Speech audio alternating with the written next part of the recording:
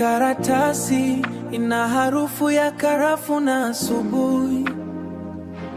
Naandika kwa mkono ulioteteleka kidogo hapa pembeni yako, bila kutumia mashine wala vyoo vya kidijitali. Jua limeanza kuchomoza juu ya miembe kule nje, kutazama ukiwa umefungwa shuka hili la kitani zito.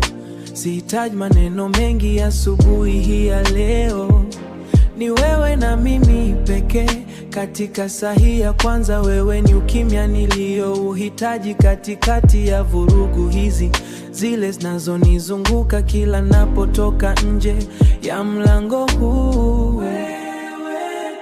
Sikutaka kupenda kwa namna hii ajabu, nilijaribu kuwa mkaidi na moyo wa chuma, lakini sasa nimepotea ndani ya pumzi yako. Mpenzi wa thamani, unanipa amani isiyo na kipimo wala mwisho, kama upepo wa bahari unavyopapasa mchanga wa pwani. Hapa ndipo napopata pumziko langu la kweli.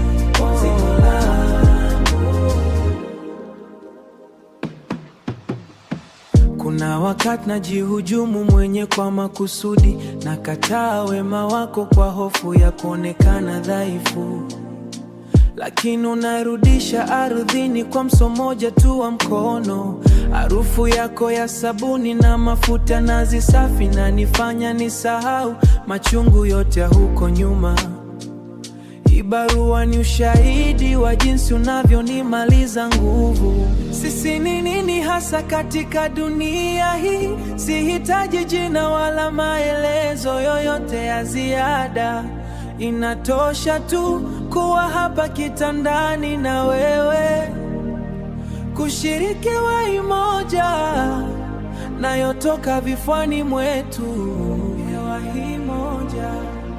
Tafadhali usiniache niende mbali nawe tena, umeumbwa kwa namna ya pekee sana.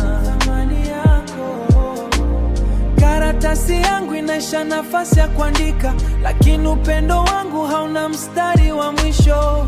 Lala salama mpenzi wangu wa roho, mpenzi wa thamani. Na kungoja kwa hamu, fungue macho yako,